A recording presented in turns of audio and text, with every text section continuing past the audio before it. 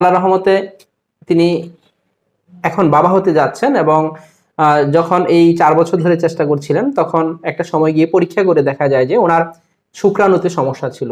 অর্থাৎ ওনার শুক্রাণুর পরিমাণ কম ছিল এবং শুক্রাণুর গতিবিধি বা চলন সেটাও কম ছিল। এবং সেই সমস্যা থেকে চিকিৎসা নেওয়ার পর আলহামদুলিল্লাহ ওনার স্ত্রী কনসিভ করেছেন এবং ওনার যৌন সমস্যা ছিল দ্রুত বীর্যপাতের সমস্যা।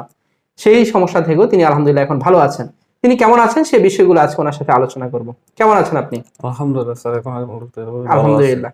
জি, আপনি তো মূলত যে সমস্যা নিয়ে এসেছিলেন, মূলত আপনি বাবা হতে পারছিলেন না, অর্থাৎ চেষ্টা করছিলেন জি, এবং বেবি কনসিভের জন্য আপনাদের বিয়ের কত বছর ধরে চেষ্টা করছেন?